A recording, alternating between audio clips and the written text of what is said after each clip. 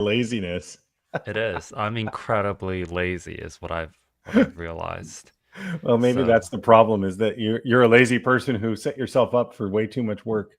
yeah, I'm a lazy bones, and I think this week has like really just completely devastated my ADHD to the point where I'm just like, this is overwhelming. But it's been fun, and we're raising money. So Are you going to spend the whole weekend to recover? no, no, I'm no. Actually, I should definitely like eat better during the weekends because I've been like eating lunch at like 5 or 6 every day because I What are you forget going to do to. this weekend? I'm waiting for folks to show up. I don't see anybody else here, so Oh no, no, no, we're live. There I there know. should be But are some there folks. people joining? I guess they'll comment if they see it. I gotta pull up the LinkedIn I screen don't as get well. any record of who all is joining us. Maybe that's because it's StreamYard wouldn't know. You'd have to be on Yeah. LinkedIn to see that. Is that it? Yeah, yeah. You would have to be on StreamYard. Sorry, not StreamYard. You have to be on LinkedIn. So the Nice. integration is like pretty garbage. But yeah, there are people here. Hey, there's somebody. Uh, anyways, somewhat relevant maybe to what we're talking about because it's work related. This weekend, if you haven't yet, which you probably haven't because you've been doing this all the time, you should start Severance season 2, episode 1. And if you haven't seen the first season, you should watch that. I I don't know why I haven't watched that. That show seems like it would be up my alley, but I've just had zero interest in it. Is it that good? Uh, we want you here, Ranjan. We want everybody here. So yes, it's an excellent show. Season 1, I loved. Season 2 started last night. Today, technically, but they dropped it last night, and we watched it, and it continues the goodness. All So right. I'm gonna check it out this weekend and then take better care of myself. But let's start with the live stream because we've we're on the live raised. stream. Yeah, we're on the live stream. We've raised over $4,000 in the last 2 days. Sorry, 3 days. So it's like So Wednesday, that graphic Thursday. just hasn't been changed because that graphic has stayed the same the entire time. Remember what I said earlier about me being lazy? This is another key piece of evidence. Exhibit like 35 of 40 that I'm incredibly lazy. But we raised over $4,000 yesterday on Jeff White's episode. We raised over $1,100. So that was awesome. Let's see if we can break that record this time.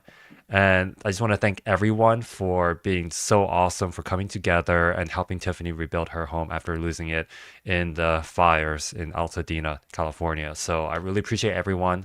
Please hit the QR code or the link in the comment section to donate because every dollar counts. If you can afford the $25 suggested donation, we greatly appreciate it. If you can donate more, even better. We love you for that.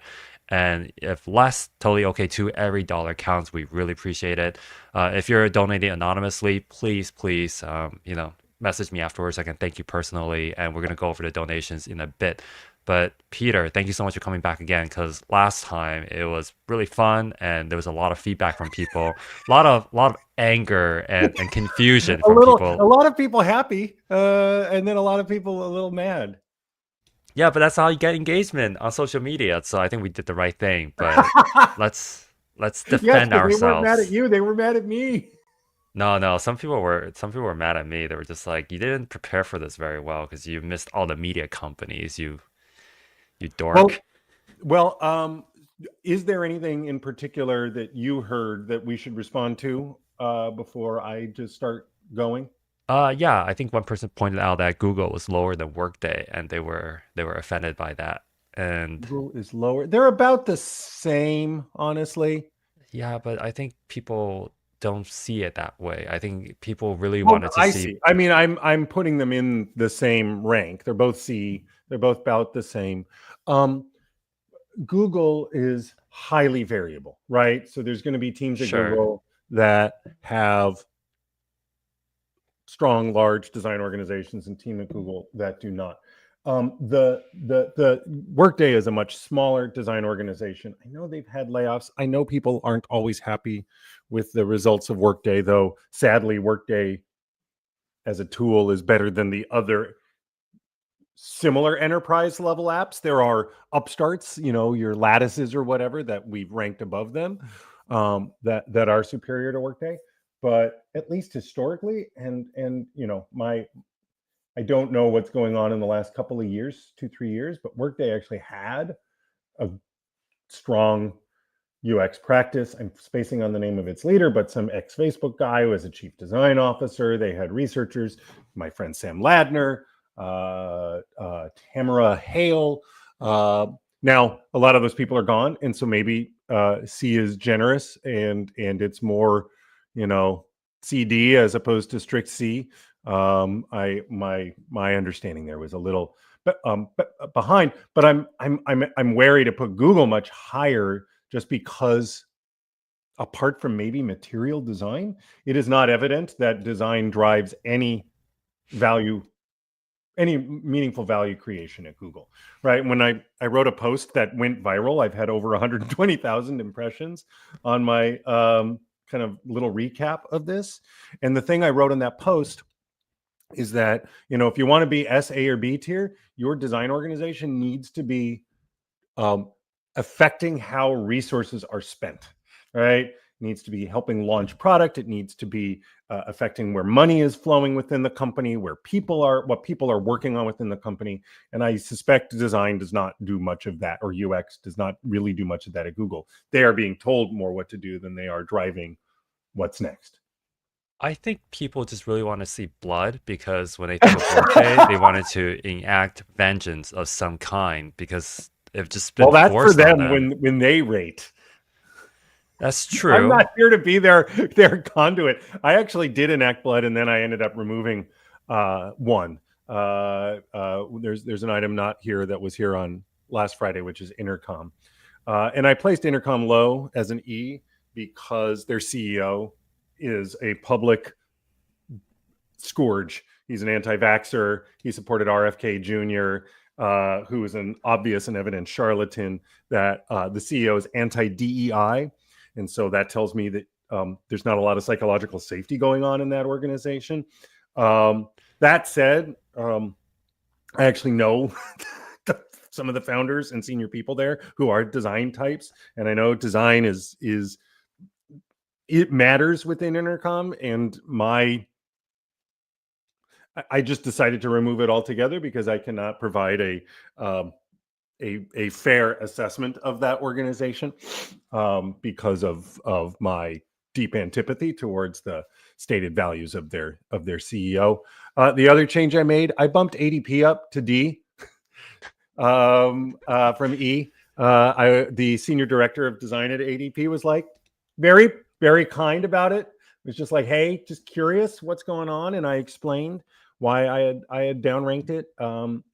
Partly because it's ADP, it's an enterprise software tool. You never hear about it from anybody. It doesn't seem to get a lot of good traction. Plus, they had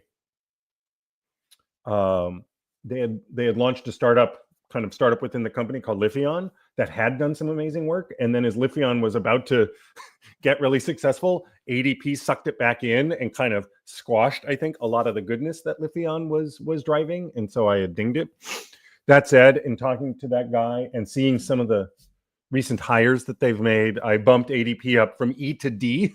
Still not high, but I suspect things are, as a designer, better there than I had thought.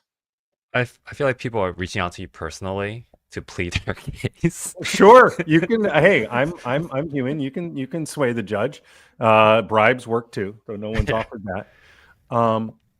Should we release the link, the view only link, to people of the file, and then they can look at it, or should we just Can't force they them? see it here? It's right here. It's on the screen. You're sharing it right now. People are demanding, but you know what? You're right. You're right. People are demanding. We also, you and I were reached out to, might as well place a new one, by Matt Raw. Matt Raw is the now head of design for the New York Times, head of product design for the New York Times. And he reflected on how media was underrepresented, which honestly it was. Netflix is the only maybe true media. Netflix and Spotify were the only true media companies. I've added Instagram, Roblox, and TikTok because they kind of operate in a media-ish space. But we don't have like newspapers. We don't, CNN is we considered, but we never placed it. Anyways, he asked about media and then specifically New York Times. New York Times, honestly, I will give a B. Um, uh, though he's left, they had a VP of product design or SVP of product design, George Pechneff, who reported into the head of product, who reported to the CEO, so appropriately leveled. And the New York Times is in the process of remaking its mobile app, and that vision work was all driven by design. So design is having a material impact on the product experience that you have as a New York Times app user. And so for that, I would credit it higher. Whereas CNN, I actually met their head of design at Config last year. It seemed like a nice guy. I'm spacing on his name.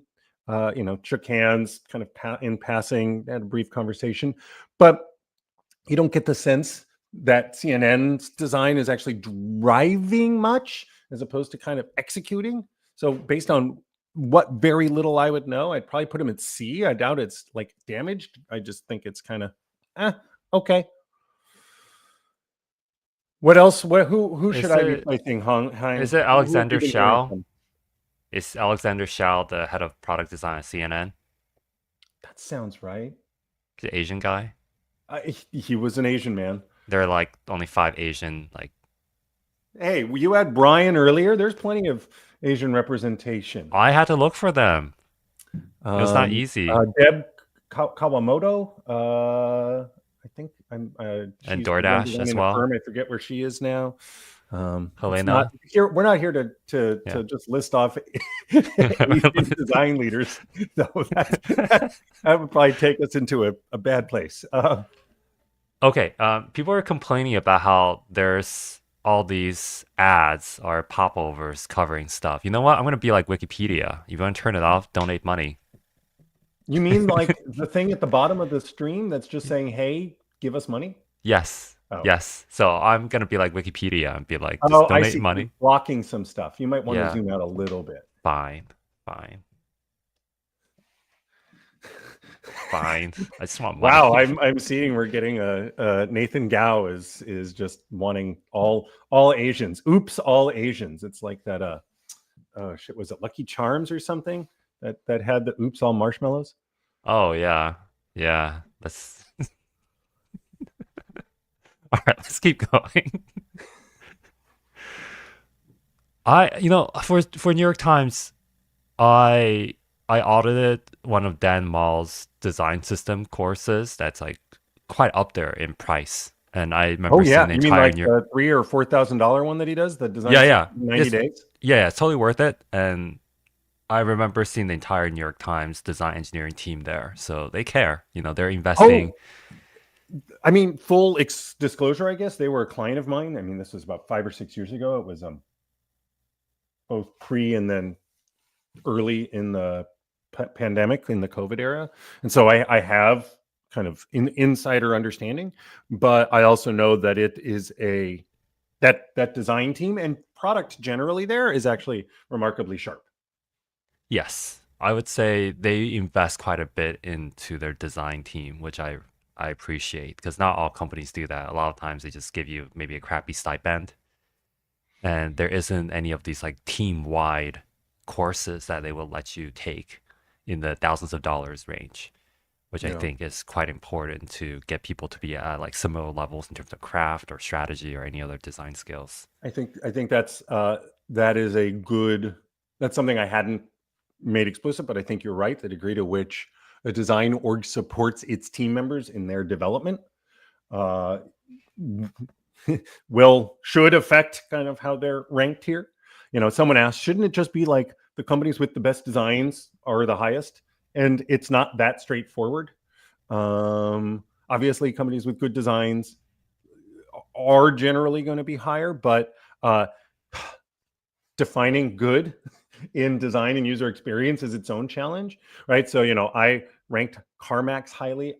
I'm guessing a lot of people probably think it's a perfectly met design. I bet it solves the business problem that CarMax has very well, right? And so it's all a matter of how do you define goodness. Yeah. Um, So do you feel like you made a, I don't want to say a mistake, but you reconsider any of your rankings considerably more than one tier difference since last time? the only one, so I'm dropped intercom. I bumped up ADP. Uh, BCG, I went from pure F to this kind of F to E. Yeah.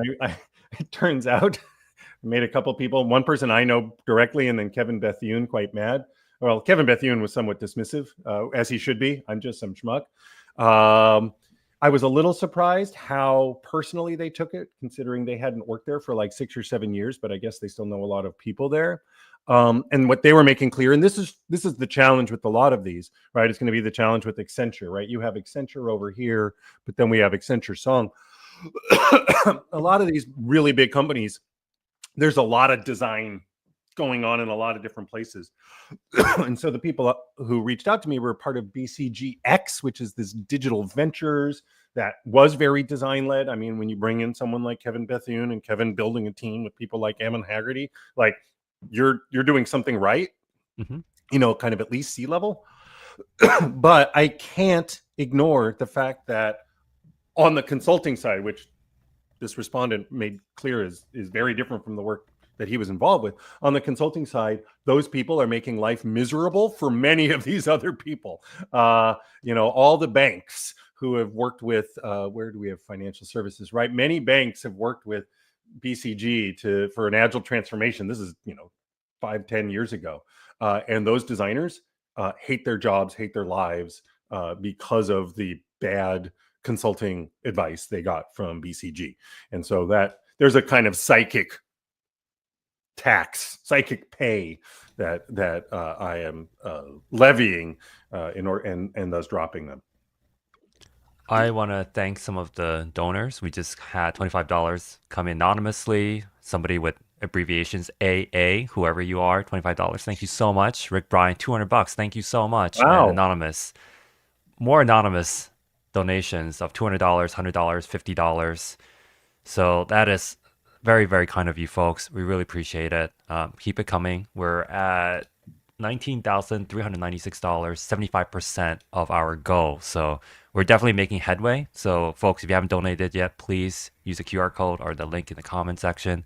Really appreciate every dollar. We're so close to hitting the target and helping Tiffany get back on her feet. So this is going to be awesome. Thank you so much, everyone. One of the comments asks about Wells. Wells did move up from straight E to E to D. Through a comment on my post, I was reminded by Karen Pascoe, who is an industry colleague. She runs the commercial design organization at Wells Fargo, which is different from the consumer design organization. And she's strong. She knows what she's doing. And so I was encouraged to raise it a little bit, not a lot. I did some work with Wells Fargo 4 or 5 years ago when Karen was running it, and there was a lot of positive energy. But then she left. New leadership came in, not in design, but product leadership and kind of digital leadership, who literally the word that was associated with that leadership was toxic. And all the designers that I knew just fled because of how damaged at least the consumer side was, which was what kind of encouraged me to drop that ranking. Someone had asked about Instacart, so let me place them. We interviewed Tim Allen, the head of design at Instacart, on our podcast, the Finding Our Way. Instacart, from a pure design perspective, is probably somewhere like at this level. It was an oversight on my part. He'd made it clear he has a lot of support from his head of product. He doesn't need to do any evangelizing for design. This was something we asked him about.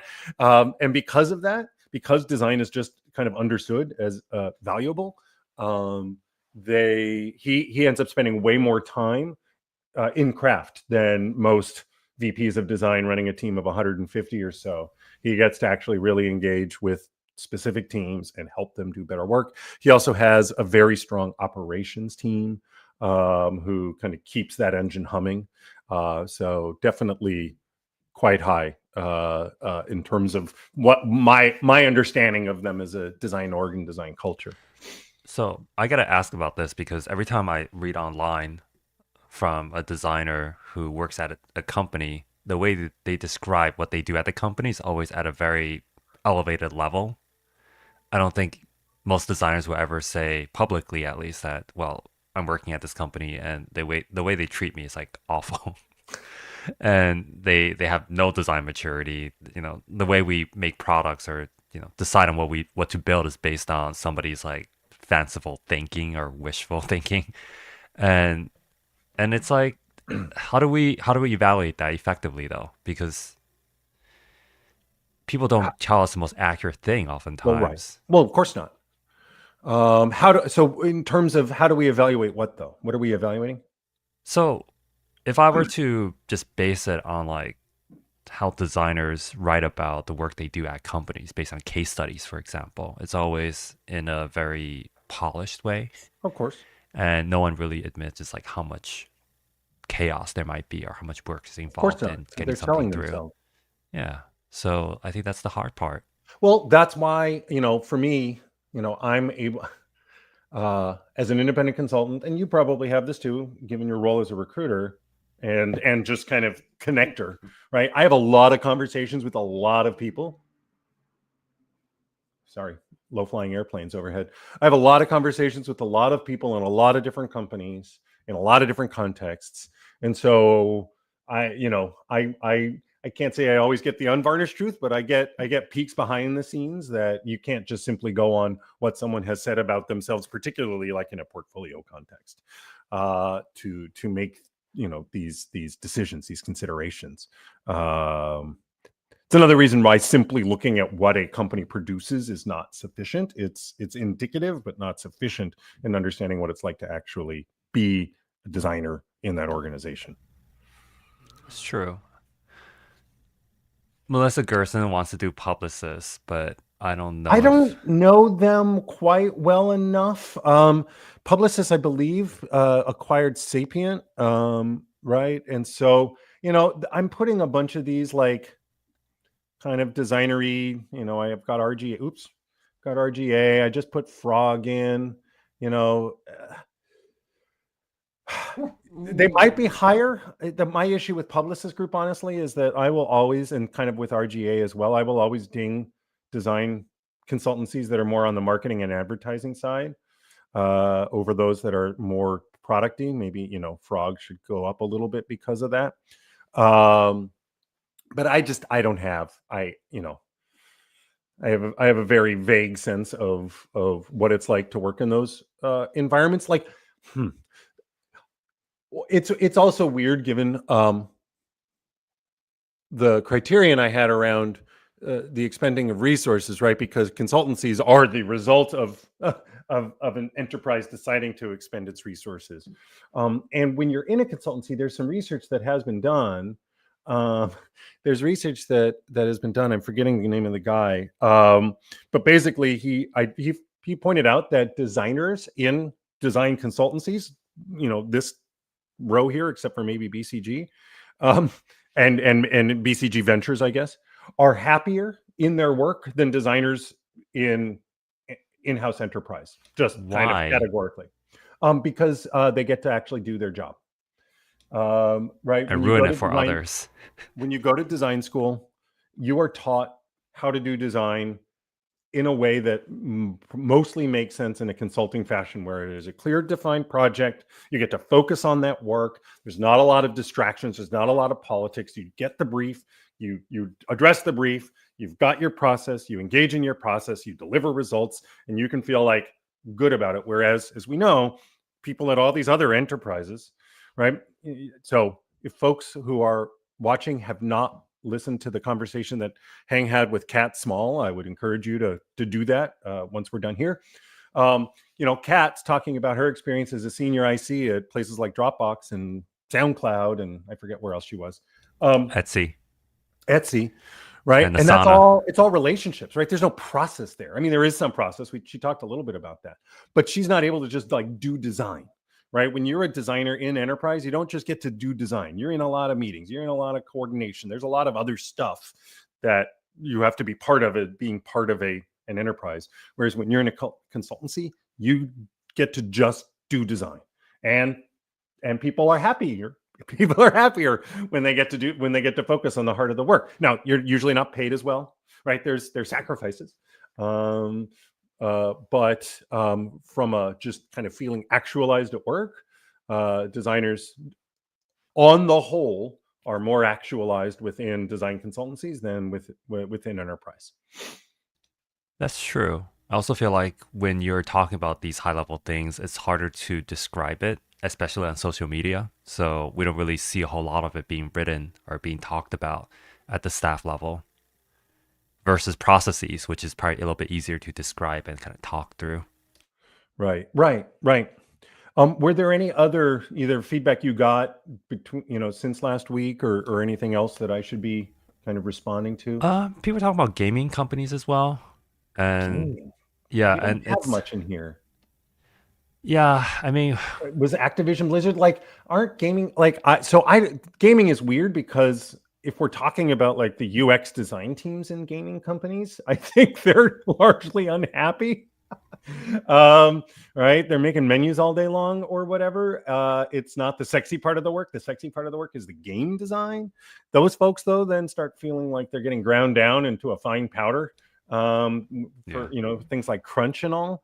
But I knew some people at like Sony PlayStation, so less gaming than like account management or developer relations and all that kind of stuff, and it seemed fine. But it's just not, at least from a digital product design standpoint. Those are organizations that haven't really um, kind of stood out in one way or another. And so my inclination would be to rate them C's without any firmer notion of where they belong. I think you could say a lot. It's actually similar. This is one of the reasons we had challenges with media. I think you could say something similar about the streamers. Disney Plus 4 or 5 years ago, actually, I think had a really strong team, but that feels like it's kind of gotten carved out with the rounds of layoffs. The great correction that's been happening in streaming really, I think, affected design teams within the streamers. But I don't know enough, and you don't hear from them, and so it's hard to say. Um, I got a lot of feedback from Chinese audience members because somebody reposted this on Xiaohongshu or Rednote, and it was missing the context that we're talking about designers. So all the tech bros in China were just like, "This is so wrong. How can Airbnb be above all these other companies or Figma? That makes no sense." well, So yeah, yeah, except it makes sense when you realize design is the most important thing, and everything else is in service of design. Um, One to watch. I don't know where they are. I'm going to put them as a C, but I just found out that Heather Winkle, who used to run design at Capital One and has a storied design career, is now running design and product for at least customer journeys or something at Delta. Um, and so that gives me hope. I don't. I United was a client of mine 1,000 years ago. We don't have them here. United Airlines. Their app experience has gotten a lot better in the last few years. I fly United more and more, and find the app to be pretty good. I have no idea what it's like to work there. I had a little exposure inside American Airlines. American uh, uh, has too few.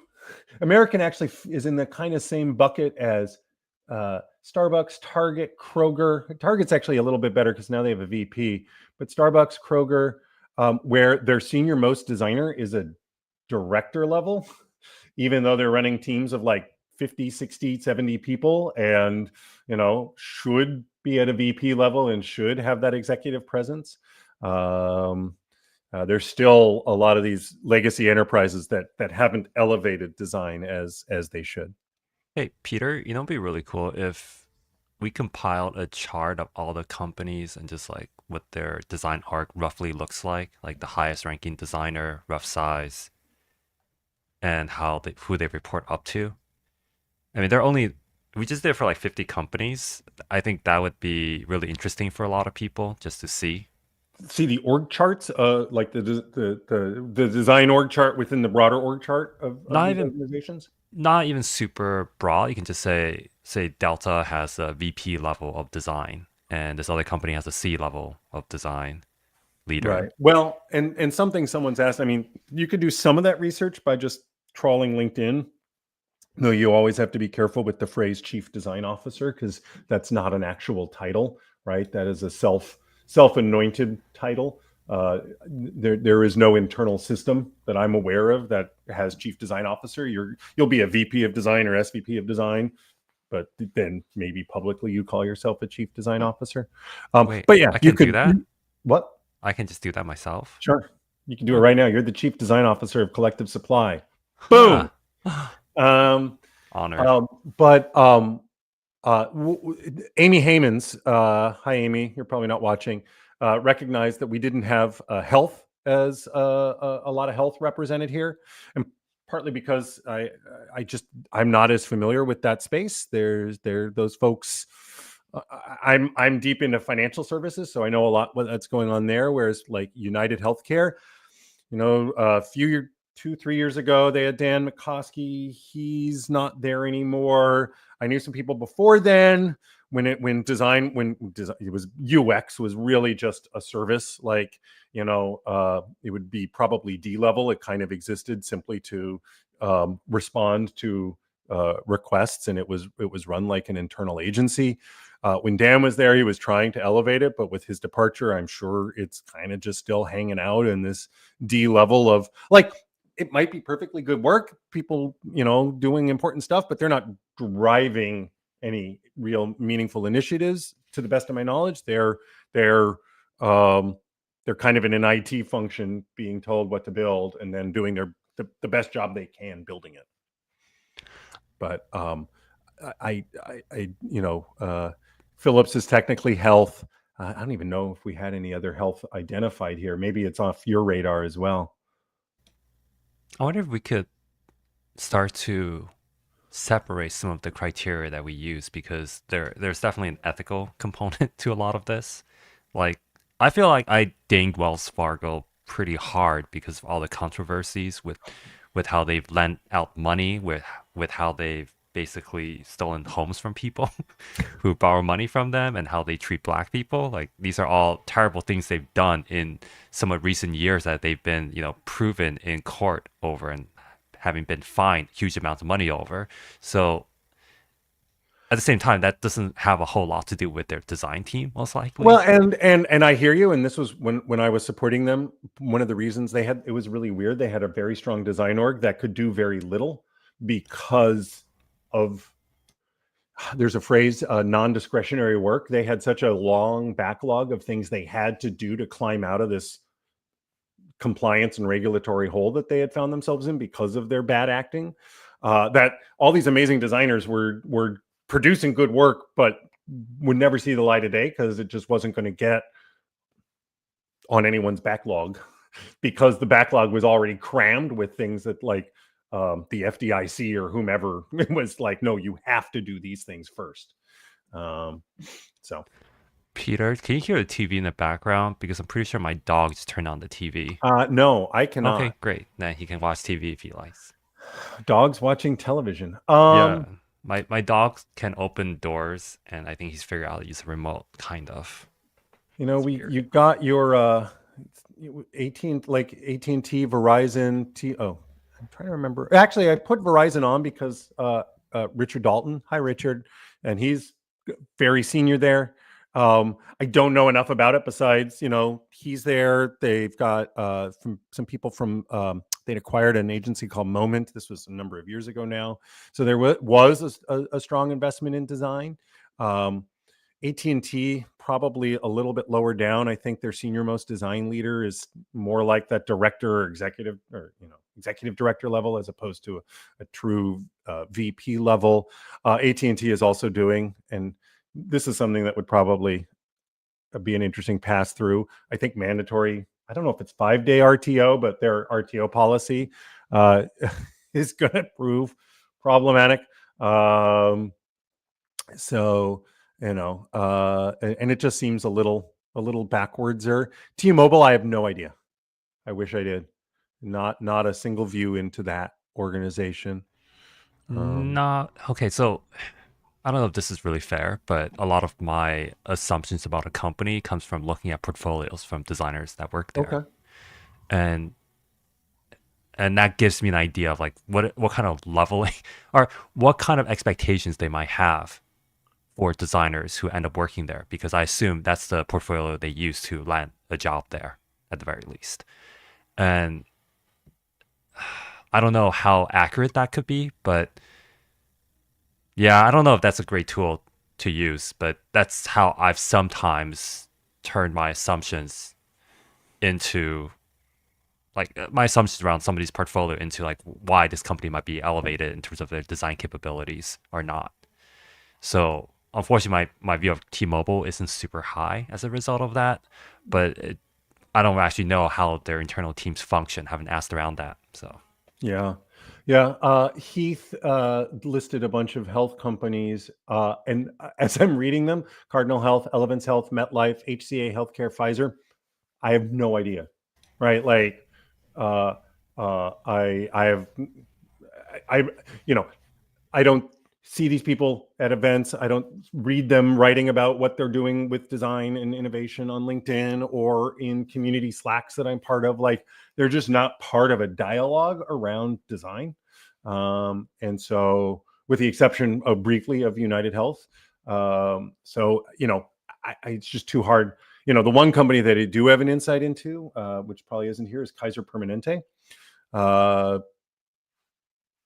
Their corporate office is based in Oakland, but they operate in 8 regions, and each region is quite distinct. Too complicated to get into. Design at Kaiser is kind of a disaster because it's not coordinated. It's not.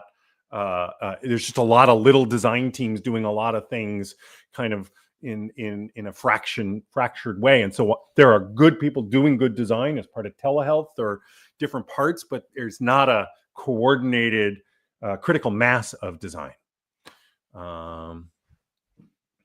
That's fair. Somebody asked, why am I looking? Oops, not this one. Why do I look at the portfolios of the workers and the quality of the job descriptions? Because I would never be working at T-Mobile. They wouldn't hire an outside recruiter for designers. Probably never. So most of the time, I'm way more likely to see a design portfolio from somebody who's worked at T-Mobile than for me to look at a job description for T-Mobile opening. Do you consider track record of design leaders, considering that the average tenure isn't long? I have a founded view that at that level, people drop it, stir shit, and peace out. Yeah. So that's a super fair point. That there. I was about to say there are 2 kinds of design leaders. That's not true, but there is a strain of design leader that seems to stick around for a couple years, and I've seen this again and again where they've got a strong set of credentials that gets them hired in their next job. In their first year, they whip up a lot of fervor, do a lot of things. Their second year, it becomes clear that they don't actually know what they're doing. But they're able to hang on long enough that they get their next job at the end of that second year and then leave kind of this mess behind that someone else has to come in and clean up. And that does happen. And it's something to be aware of when you're looking at design organizations, who the senior most person is. And longevity isn't the sole, or that might not be the only reason why they're moving around a lot. I'm someone who never lasted more than a year and a half, 2 years in any company, and 2 or 3 times is because I got laid off, right? And so there can be things outside of that person's control as well. But those design leaders, right? I'm thinking Sam's Club and Walmart come to mind. Sam's Club has Martin Grandstrom. Walmart has Val Casey. Both of them have been there over 5 years, 6, 7, 8 years. And that is a signal that they're doing that they have demonstrated value, right? That they have the trust of the people around them, non-designer trust, that they have probably been able to establish a quality organization, right? Because something I've seen, like when I was supporting Chase Bank, one of the challenges that Chase had is they were going from 350 designers to 1,000 designers. Is designers thus had these small tenures. And when you have a small tenure and you're partnering though with product people or people in the business who've been there a decade, 15, 20 years, it's hard for designers to be heard because there is a sense from the non-designers that, you know what, you're going to leave in a couple of years. Like, why should we listen to you if you're just on this carousel coming in and out of organizations? And so when you do see designers and design leaders stick around, that tells me that those folks have been able to make change happen because through their longevity, they've built trust, credibility with peers. And that is then also an indicator that that is likely a better organization to be part of, because they've got that kind of that stick-to-itiveness suggests a kind of positive. I'm trying to think of the right word, just like critical mass, positive energy that they've been able to build. Some people are asking about Basecamp and other things. The Basecamp is as low as it is because if you read anything by David Heinemeier, Hansen, and Jason Fried, not anything. Sometimes they write stuff that makes sense, but a lot of times they write stuff that suggests there's not a lot of psychological safety in their organizations. They're anti-politics. They're also anti-DEI. There's a certain just kind of damaged toxic bro-ness to it. That Tech bro yeah, stuff. I mean, we're seeing a lot of unmasking happening right now. So well, it's yeah. I mean, that's why Meta, all the Meta companies are as low as they are, even though if you were to go by talent and possibly even impact alone, they would, a lot of them would be B's and A's. Adam Mosseri, the CEO of Instagram, started as a product designer. He went to, I think, CMU and got like an interaction design or HCI degree, right? And so like there's a design awareness, and for the longest time, Facebook was not for the longest time. Facebook was the company I first saw hiring designers as product people, like recognizing that design was a path into product management, not just engineering or business.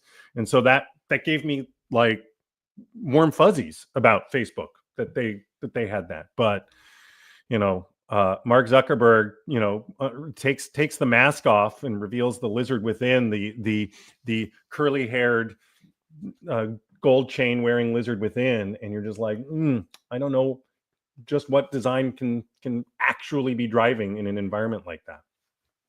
So earlier you said if a design leader were to stay at a company for a long period of time, that would be a sign that design is somewhat empowered. Can you give us an idea, like what is that length of time? Like is it 2 years, 3 years, longer than that? Or is it watching their promotion over the years? I would say 3 years. 2 years is still short enough that you can kind of keep hopping from burning building to burning building and last just long enough so it looks credible, but you leave and you leave a mess behind.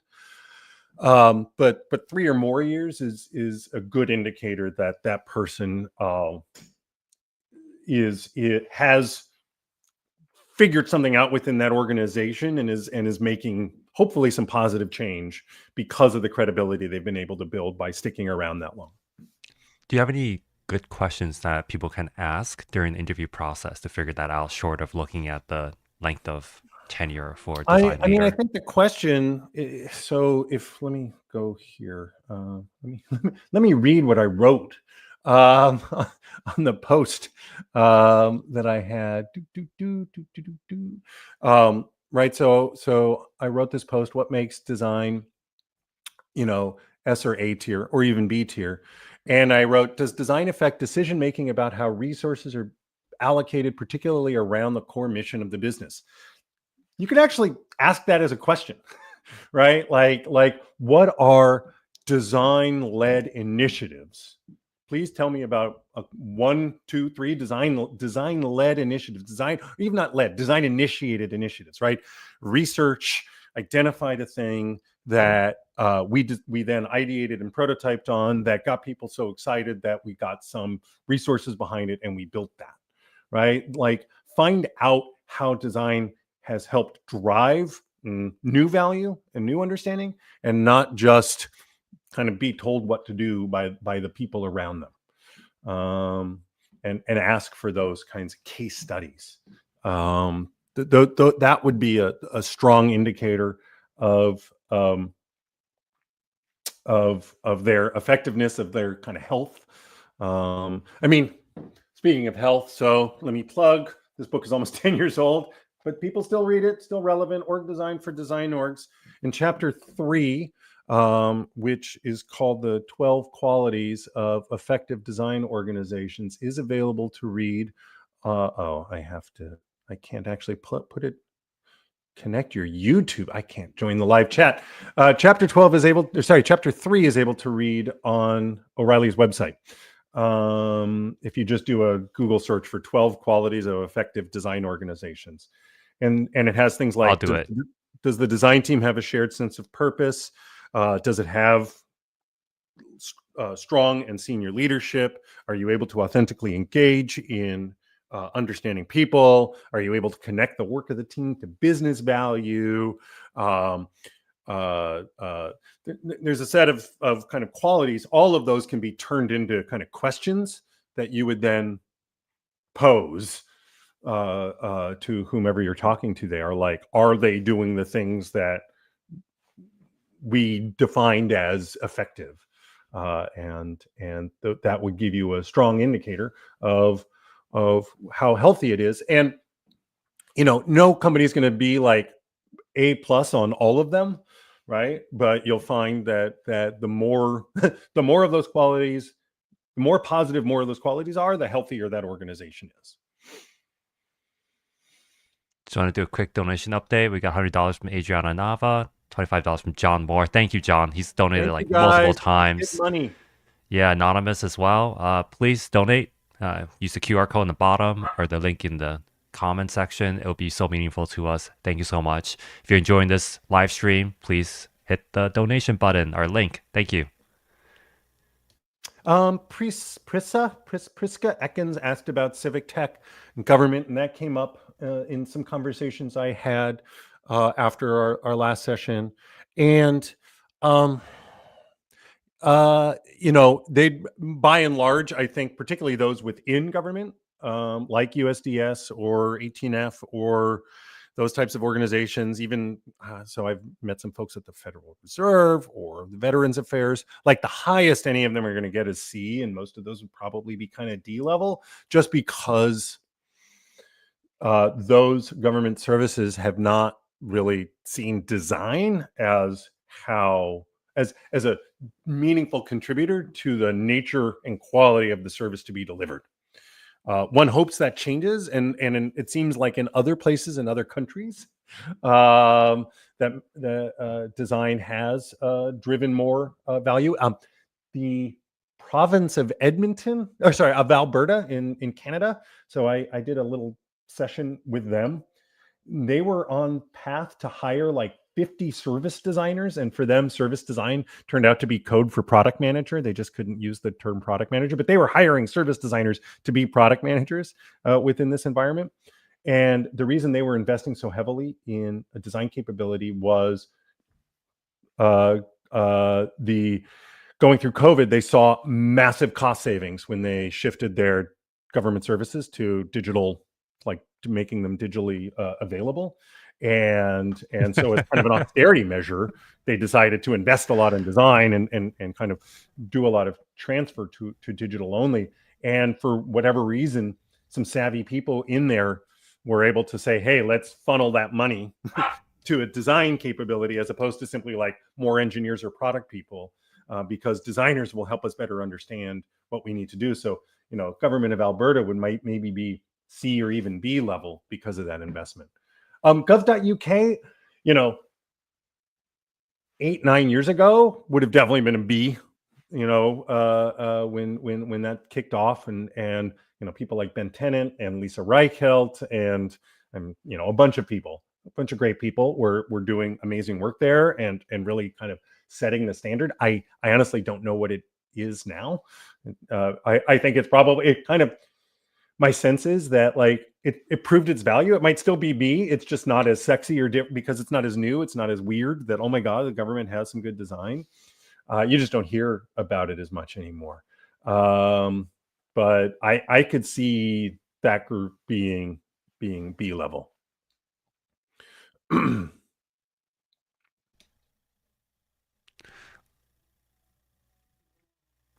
you think there's another S tier company, or a company that's like going to move to S tier at some point in the near future? Well, there's probably some startups. So people will mention, or I like Linear comes up. I know almost nothing about Linear. I'm old enough and clueless enough that it just what I've heard vague rumblings about Linear, but anything I've ever heard suggests that Linear is kind of authentically, if not design driven, like really design forward. Um, they're actually not overwhelmed with product managers. The head of product gave a talk at Config about how few product people they had, because it's like product doesn't, I think this recognition, product people don't actually do anything. So why have too many of them? Have just enough to like coordinate the work of the people who do things. And so I could imagine, Linear maybe being S tier. Like there's probably startups today that would be S tier in terms of design being crucial to the nature of the business and those opportunities. I'm just not as familiar with the startup scene, so it's hard for me to say at a large. I think, and if you look at Apple, Airbnb, and Figma, all of them started like that, with design very much woven into the core from the beginning. And if you're not that, I can't recall a company that became that shifted into being that design driven, right? Stripe, the Collisons always loved design. Zalando is an interesting story. They were a client of IDEO's and got fever, right? And so they're one that grew into actually appreciating design to the level that I'm showing here. But Monzo, I believe Vinted. I don't know enough about the history of Netflix, but all of them had design as a key factor from the outset. Whereas what you'll see in kind of that B level is where either design was a key factor at the outset, but maybe it hasn't been as uh, heavily invested in going forward as those businesses scale, or design wasn't there at the beginning, but it's kind of people have grown to that B level, but they're not likely to get much higher. Like a ServiceNow or a Zillow or a Roblox or a Walmart or Sam's Club. Like I don't ever see them, those design orgs, becoming A, because that would just require such a fundamental shift in the very nature of the company in order to realize that. I can see the comment made by Jarui on StreamYard. I think there's an integration issue, but she mentions that Boston is hiring its first director of UX and service design. And I found that really interesting because their mayor seems to be really tech forward. Okay. Boston, as in the city of Boston. Yeah. Okay. Yeah. Yeah, you get these. I mean, you will get. I've been doing some writing about design leadership, and one of the things about design in certain contexts is it's still seen as a bit of a trophy.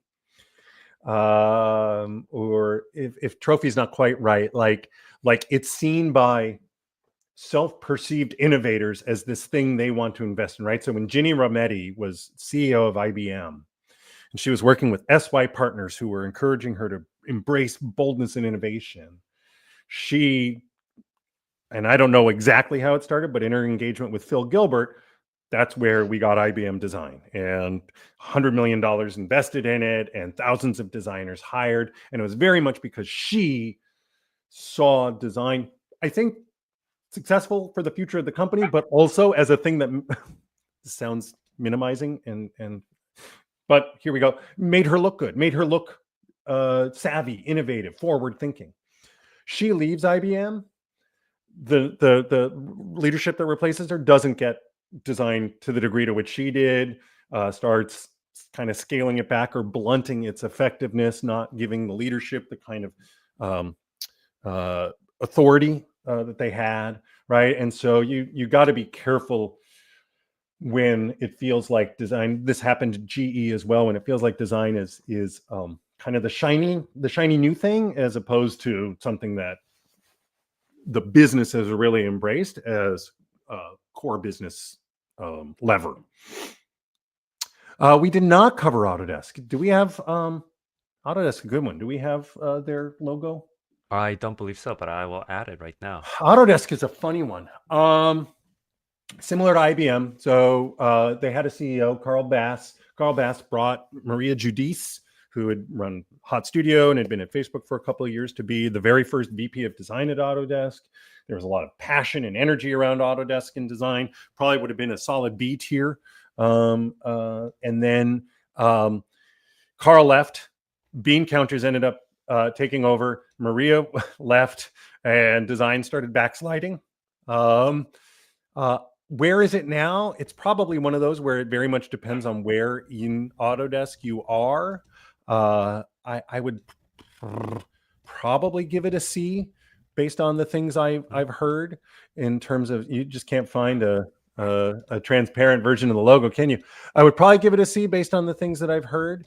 In that, I think there's Autodesk is one of those companies that has like a lot of people who've been around for a long time, big business units, and the people leading those business units wield a lot of authority. Don't always do so nicely, and I think kind of can blunt design a bit. And so, I think design still matters, but it would be about this kind of IBM level C for design. I'm going to have to go soon. Is there one final question before we break? Here we are. Do you include the impact these S-tier companies make on the world as a factor? No. I'm thinking about more just within the organization, kind of how the importance that design has in that organization, in defining what that organization does and who they are, and kind of the capability, the maturity, and the integrity of the design organization itself within that company. Because a lot of, so no, I don't consider the broader kind of global impact. But I could argue that Airbnb has done more damage than, say, Wells Fargo. Oh, no, it hasn't done more damage than Wells Fargo. Are you insane? You're an insane person. That's an insane really thought. In terms of like housing crises, like across the board, like Airbnb hasn't helped, and Airbnb, that there's a I'm trying to think of the right phrasing, but there's a ravaging quality that some of these businesses. I mean, you could say a lot of the Airbnb, Uber. I don't think Instacart is quite this bad, but DoorDash and their relationships with restaurants, like there's a lot of folks who are not the best of actors. It's not clear to me specifically how Airbnb is the guilty party. Much, as opposed to say Airbnb acting in front of a sloppily regulated system. And once regulations occur, like Airbnb kind of gets reined in. Right. I don't think Airbnb caused the housing crisis. Airbnb leveraged poor housing policy, perhaps, and maybe exacerbated it through offering this opportunity for folks. But then once those areas kind of realize what's happening and rein it in, Airbnb is just Airbnb-ing it. I hear what you're saying. I don't want to let them off. Lyft and Uber the same way in terms of kind of policies, not just around rideshare, but around employment regulations, and so that's worth considering. I'm sorry, I'm looking at the time. I do have to go.